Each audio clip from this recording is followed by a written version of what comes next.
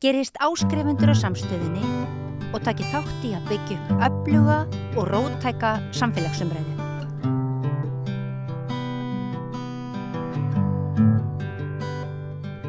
Það allt í steik í Frakklandi, það féll ríkisstjórn og reynda búið að velja nýjan forsætisráðherra, það mótmæli á götunum, en kannski þetta bara venjulegt ástand. Hvað segir þú, Einar Már Jónsson, sagnfræðiprófessor í Frakklandi? Er þetta eins og Frakkland alltaf eða sérstakur vandi? Nei, þetta alls ekki venjulegt ástand. Við talaðum það spurningin svo þetta stjórnarkreppa eins og oft hefur verið, en það ekki. Men þetta sé bara kreppa í 5. lýðveldinu. Að nú hrikti í stoðum þess. Þetta miklu meira en venjuleg stjórnarkreppa. En af hverju segirðu það? Er ekki staðan svo að forsetinn hefur raunverulega ekki stuðning þingsins? Hann hefur ekki stuðning þingsins og sennilega hefur engin stjórn sem hann kann að nefna stuðning þingsins. Það afskaplega litlar líkur á því að þessi nýji forsætisráðherra sem reyndar ekki búinn að mynda stjórn ennþá, hann geti ráðið við nokkuð meira heldur bærum og undan honum.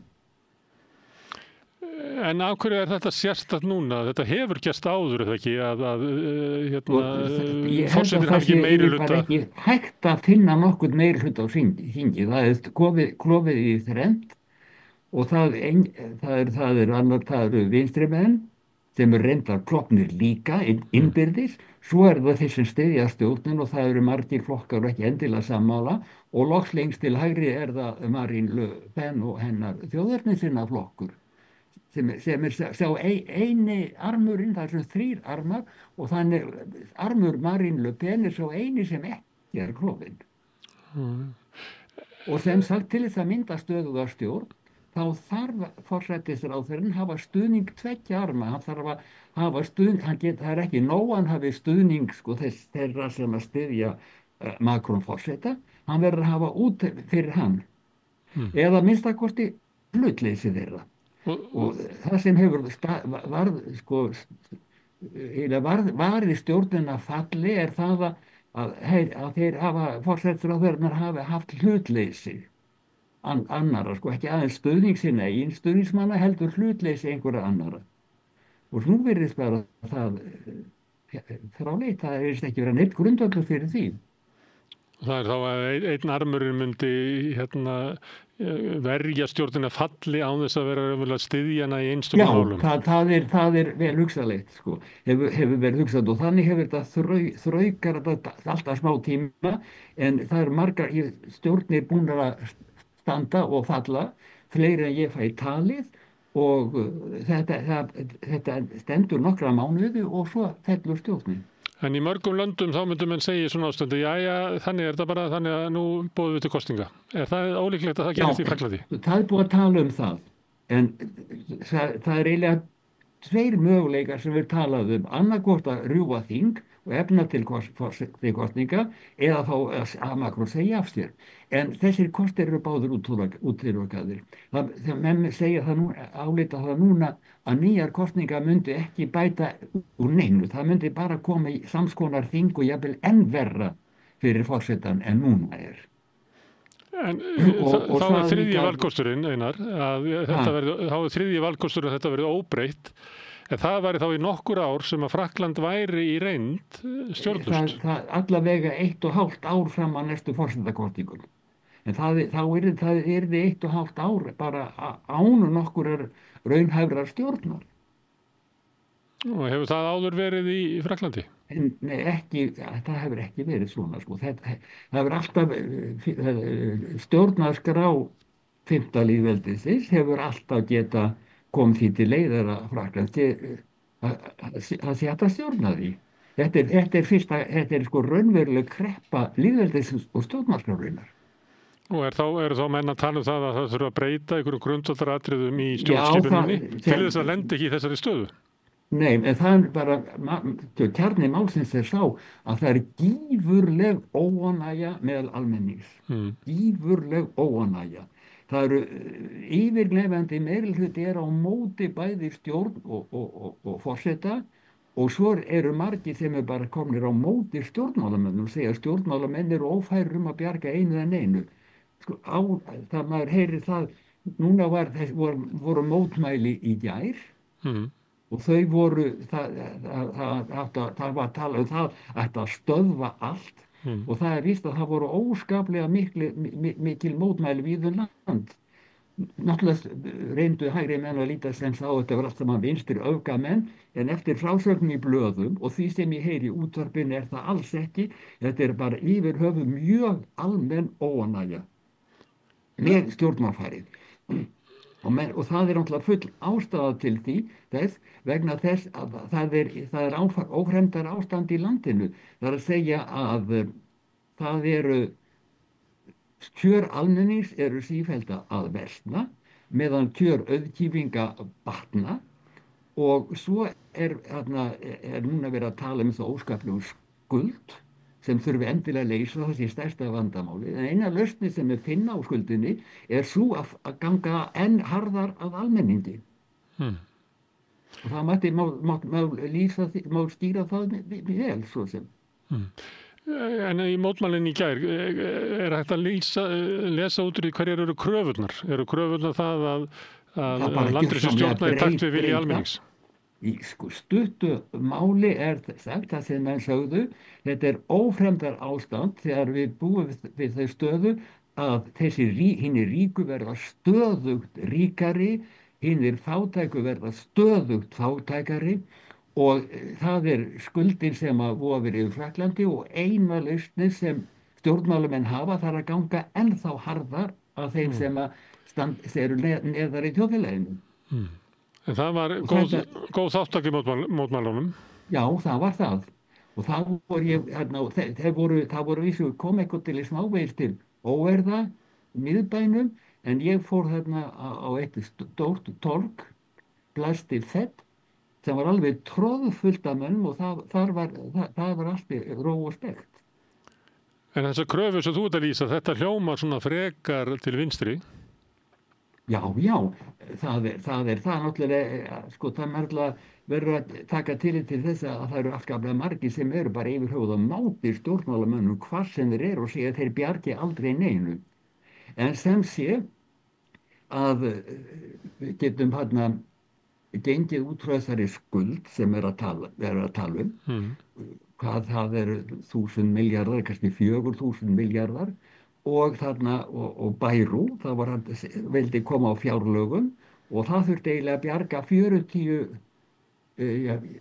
40 milljörðum eða meira, ég man ekki nákvæmlega hvað talan var, kannski 100 milljarðar en það eina sem hann kunni það var að ganga að öllu félagsmálum. Það að segja að náttúrulega var einn hálfgerður brandari sem sló menn mikið, hann vildi fella niður 2 frídaga á ári og hélt því fram að þá myndi koma eitthvað inn af penningum með því að láta menn vinna í raun og veru kauplaust í 2 hefðbundna frídaga og það fór afskaplega illa í menn. Þetta var gjörsamlega fáránleg hugmynd. Þessir frídagar sem átt að fella niður, það var annar í páskum og svo 8. maí sem þá þegar þess minnst að á þeim degi gáfu Þjóðverjar upp.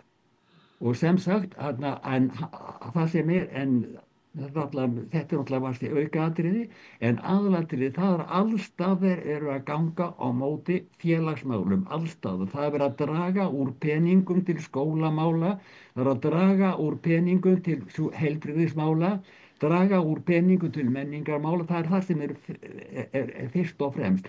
Og ég var í borginni Abt í sumar og þar hengu alls þar upp auglýsingar þar sem það voru að verða að mótmæla því að loka skurðdeild sjúkrahússins í bænum. Fyrir nokkrum árum voru þar álíka mótmæli og þá var verið að mótmæla því að loka skyldi fæðingardeildin staðarins og þetta var víða land að vera að loka fæðingardeildum. Og þetta var alveg stór skaðlegt fyrir almenning. Allt þetta og það svo allstar hér í París hanga upp í mótmælastöð allstar á skólum þar sem verið að mótmæla því sem verið að fækka bekkjum í skólunum, draga úr kennslu og allstaðar verið að tala að vera fella niður tónlistarhátíð því að nú ekki lengur þetta styrkjaðar og svo framvegis. Það er eina sem þessi menn kunna, það er að ganga lengra í að það átt að berja á almenningi. Hins vegar, og það er nú stór sluti í þessu máli, að það má alls ekki skattleggja auðkýfinga. Nú er talað það að auðkýfingar og fyrirtæki hafa fengið alls til styrki og ívilnanir sem að nema núna á árið 270 milljörðum. Það byrjaði á 100 miljónur árið 2001 sem að byrja á því að veita þessum auðkýfingum og stórfyrirtækjum skatta ívilnanir.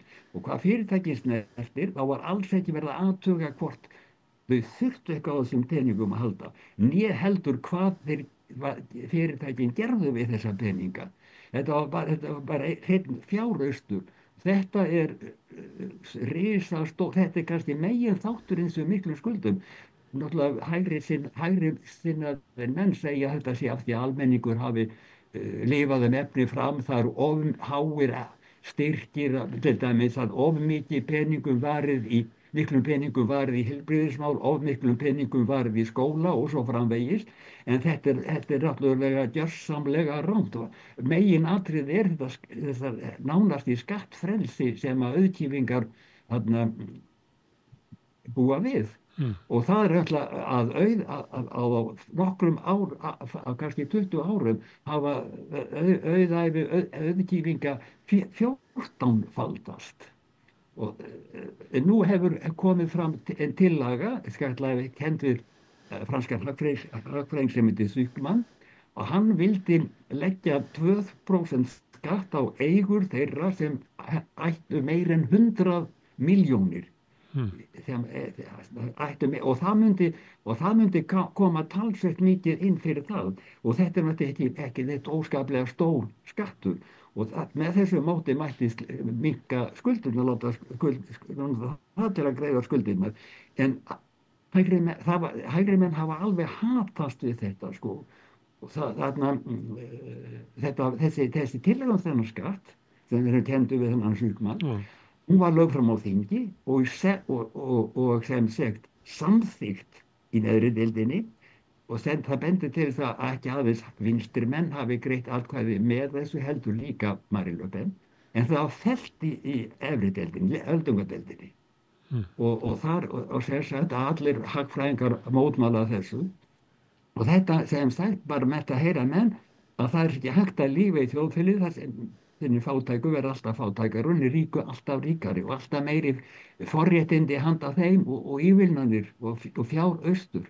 En þessi fjáraustur í handa auðkýfingum og stórfyrirtækjum, það er bein afleiðing af efnahagsstefnu Macrons.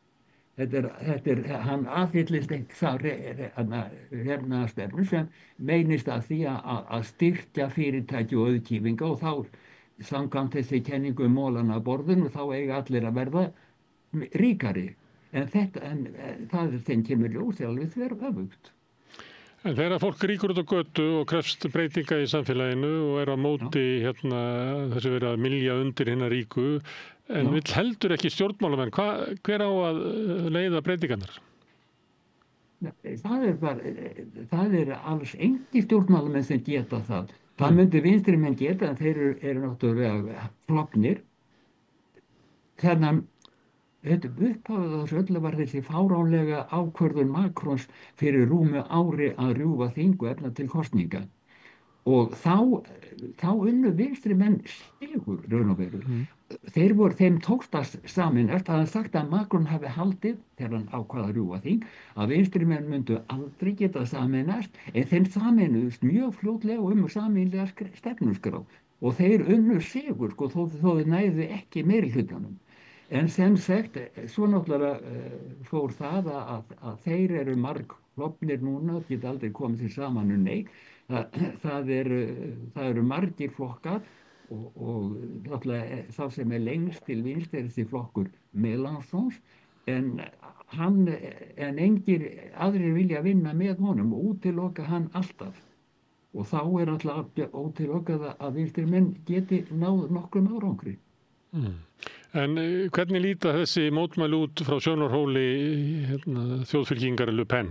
Þetta litið á þetta sem svona dæmi kröfu almennings og breytingar? Já, ég held að, en það ekki hún sem á bak við þetta. Reyndar hafa stjórnmálamenn eða stjórnarsinnar haldið því fram að þetta einhver öfgafi vinstri menn sem standa á bak við þetta, en ég held að þetta sé bara mjög almennt. Það geti vel trúa því að Le Pen líti því ákveðum augum á þetta allt saman, sko. En það bara verður þá aðferð fyrir hana til að reyna að komast að völdum og hún stefnir markvisst að. Og hver eru líkur á því? Það eru forsetakosningar eftir 1,5 ár, segirðu? Já, sko, þá annað kemur. Marine Le Pen var nýlega dæmd fyrir einhvern svindilbrask, gagnvart Evrópuþinginu og nota peninga sem átti að fara til að borga einhverjum aðstoðarmönnum hennar á þinginu og hann hafi notað þessa peninga til að greiða laun starfsmönnum flokksins í Frakklandi og hún var dæmd og hún var sem sagt ekki kjörgeng. En þetta mál og það að hún skulle ekki vera kjörgeng, það nokkuð sem tekur gildi strax. Þó að málinu hafi verið áfrýjað. Þannig að hún náttúrulega vildi fyrst og fremst verða frambjóðandi í forsetakosningum, en það getur hún ekki svo máli standa núna. Þannig að þetta allt mjög óvíst, sko. Þá það sá sem númer 2 í flokknum, Bardella, sem að geti verið frambjóðandi, en hann eiginlega of ungur en þá. Þannig að það allt óvíst hvernig það verður. Hún náttúrulega stefnir að því náttúrulega verður málinu áfrýjað og það verður tekið til dóms aftur í byrjun næsta árs og úrskurðin kveðin upp í mars 2026, segir man rétt, og hún vonast til þess að fá það aftur það kjörgengi.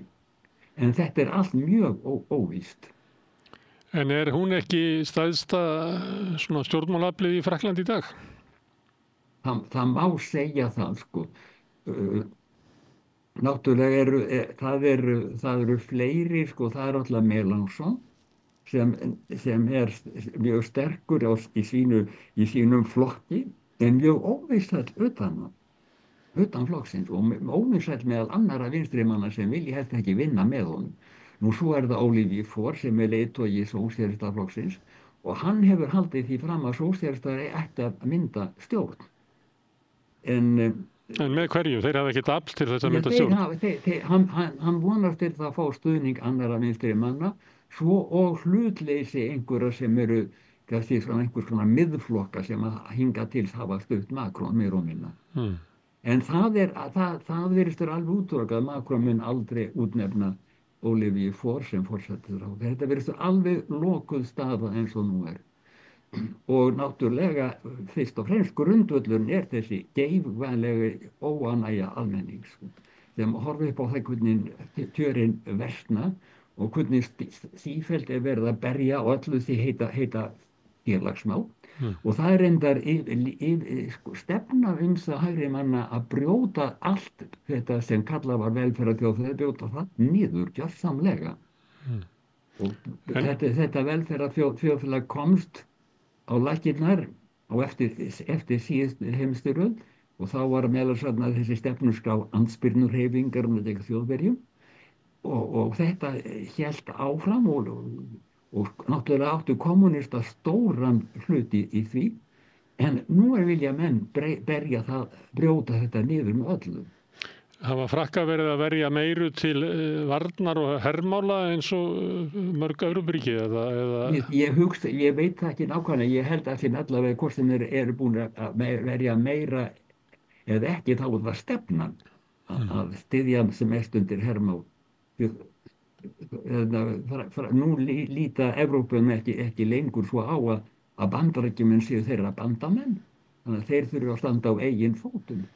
Og þá náttúrulega talað það að auka styrkja herinn sem allra mest. Og þá ekki líkur á því að þá verði velferðarkerfin enn meira hokki niður? Nema það sé hægt að koma loksins að skattleggja ofurauðkýfinga og auðkýfinga yfirleitt. Afnema þetta skattafrelsi sem þeir hafa búið við. Er of snemmt að fara að ræða það hverjir væru líklegir til þess að fara ná árangri í forsetakjöri? Já, það allt of snemmt að gera það, sko. Sem sagt að nú er það alveg ljóst að þótt að almenningur sé mjög óánægður með stjórnmálamenn, þá beinist reiðin fyrst og fremst að Macron. Þessi stjórnarskattan, það voru að vísu menn sem að hrópuðu á þessum útifundum Bayrou, en Bayrou var nánast gleymdur annars vegar og enginn tekur mark á þessu nýja forsætisráðherra Le Cornu, Sébastien Le Cornu. Hann er litlaus, hann er ungur, 39 ára gamall, hann er alls ekki líkur til að það er enga líkur til á því að hann ætla að fara í forsetakjör og það maður sem gekti stuðnings við Macron strax í byrjun hefur alltaf verið stuðningsmaður hans og þess vegna verið ráðherra held í öllum stjórnum á tímum Macrons, en hann er litlaus og menn þekkja hann ekki og taka lítið mark á honum. Hann er ekki búinn að binda stjórn að svo stöddu, heldur er hann að ráðfæra sig við leiðtoga ýmsu stjórnmálaflokka. Eins og nú er komið. Þannig að það verður okkur tími á þess að hann myndi stjórn. Þetta hljómar nú ekki vel, þú ert til að lýsa eins og að Frakkar séu hálf bara ráðalausir frammi fyrir vanda sínum. Það því miður. Ég held að það sem ég alveg segja það sé ráðaleysi algjört, sko. Kannski tekst Le Cornu að mynda stjórn og fá hlutleysi, það er alltaf hún vil vita hvað hann þarf að borga til þess og þá getur hann haldið sér nokkra mánuði, en ég spái því ekki að hann sitji lengi. Það væri mikið kraftaverk svo gerðist. Og þetta er náttúrulega afskaplega mikið vandamál fyrir Frakka því að nú er það eitt sem er framöndan, það eru fjárlögin. Og það var eitt af því sem náttúrulega var til þess að Bayrou varð að fara. Hann náttúrulega, kom ekki fram vantrauststillaga á hann, heldur fór hann sjálfur fram á stuðningsþingsins sem fyrirsjáanlegt var að hann fengi ekki. Þannig að mann kölluðu að hann hefði framið harakýri. Hann gekk í höggstokkinn, var hann? Hann gekk undir fallöxina. Já, hafi gengið undir fallöxina fúsum vilja. Menn botna ekkert í því hvað vakti fyrir honum, en það segja menn að hann hefði fyrir fram vita að hann myndi verða fyrir vantrausti á næstu vikum og hann hafi viljað verða fyrri til. En það er það sem hann segja. Það eru víða á Vesturlöndum að merkja svona skautun, klofning í samfélögum þar sem að hópar eiginlega heyrast ekki og ræða ekki saman og það er oft byggt á því að fjölmiðlarnir eru tvístraðir og það er eiginlega engin vettvangur þar sem að fólk getur talað saman yfir gjána. Er slíkt ástand í Frakklandi? Já, kannski með versta móti. Ég held að ástandið sé þó skárra til dæmis í Þýskalandi eða Bretlandi. Þar er ekki einn grundvallarkreppa, í Frakklandi er það sjálft lýðræðið sem er í kreppu og það enginn veit hvernig er lausnin á því. Það finnst fáum að ríkið sé fyrir sig í Frakklandi?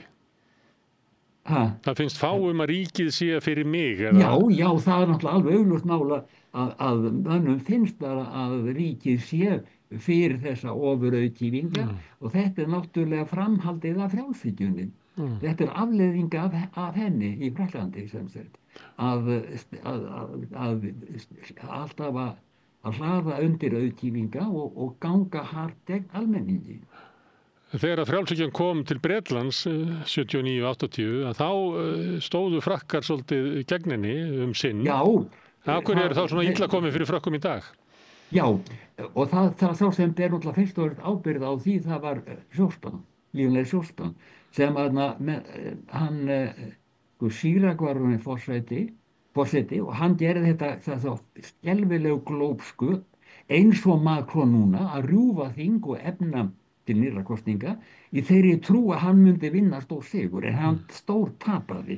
Þá var þarna sem sé Jospin forsætisráðherra og hann var náttúrulega með þá stefnu hverfa frá frjálshyggjunni en það gerði það þveröfugt eins og sósíalistar hafa stundum gert, að frjálshyggjan var aldrei meir en undir hans stjórn. Þá var tekið við að einkavæða allt sem hægt var að einkavæða og margt fleira. Og það endaði svo bauð hann fram til forsetakosninga og fór alveg háðulega útreið. Þannig að hann datt bara út úr stjórnmálum og enginn vill rifja hann upp lengur. En sem sé hérna að þá náttúrulega með hans, og síðan hafa allar hver stjórn og hver forseti verið meiri frjálshyggjumæður og sá sem var næstur á undan. Og svo hafa hérna þessi síðustu forsetar, Sarkozy og Hollande, voru nokkur konar sprelli kalla sem menn tóku ekki alvarlega.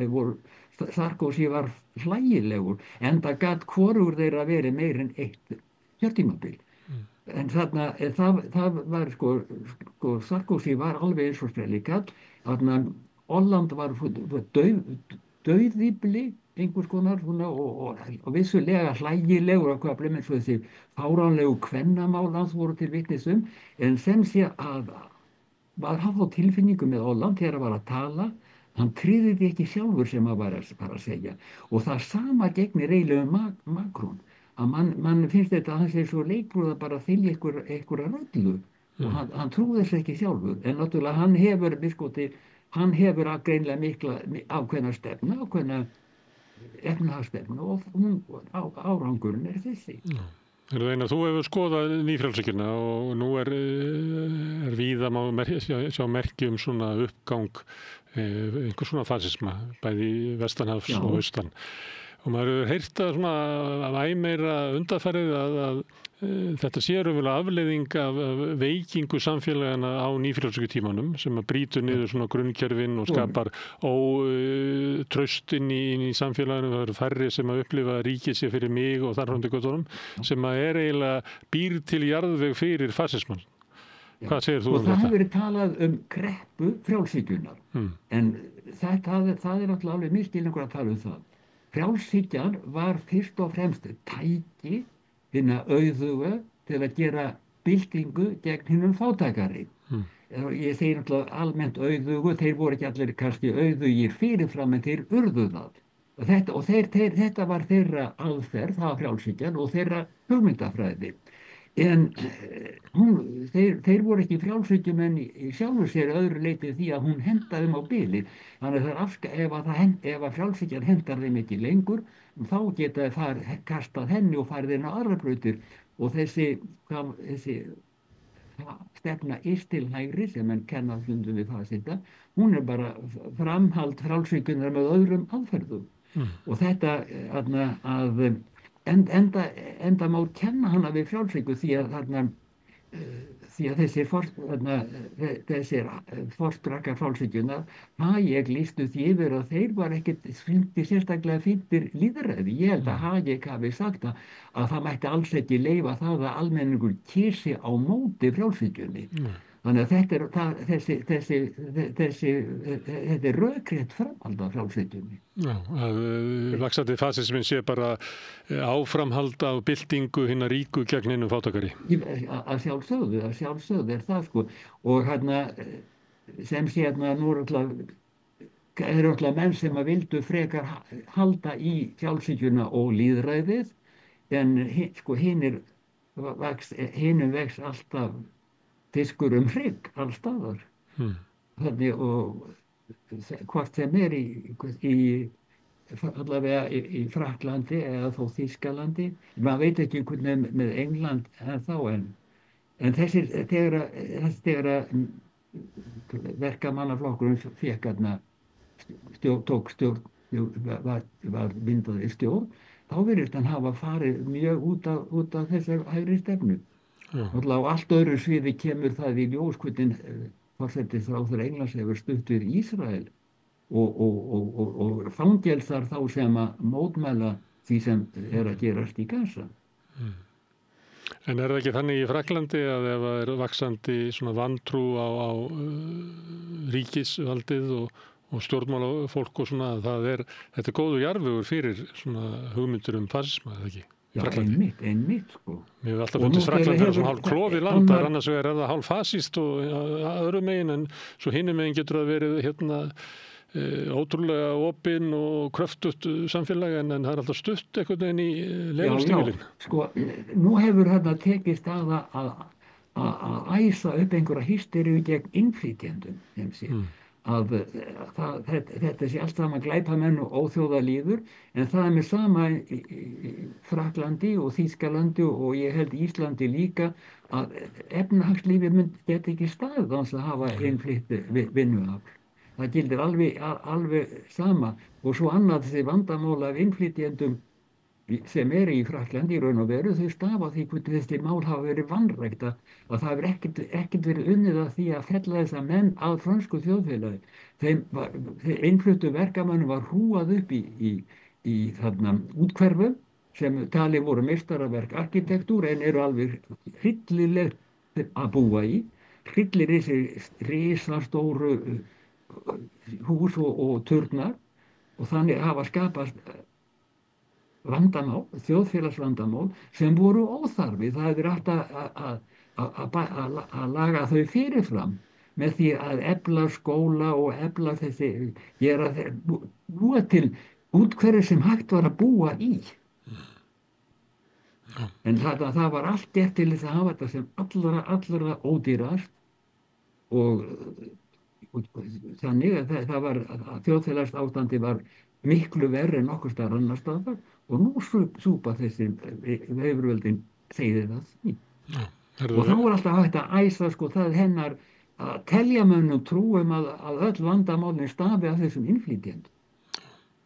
Einar, gaman að tala við þig og alltaf langt síðan síðast. Ég fæ að heyri þig bara fljótlega aftur stöðuna í Frakklandi. Já, mikil ósköp. Kærar þakkir. Við skulum allt í lagi, vertu blessaður. Og við höldum áfram við rauðaborðið, nú tekur eitthvað allt annað við. Alþýðufélagið frábær hugmynd. Félagsgjöld í Alþýðufélagið eru krónur 2.750 á mánuði og renna óskipt til dagskrár og útsendinga samstöðvarinnar. Samstöðin.is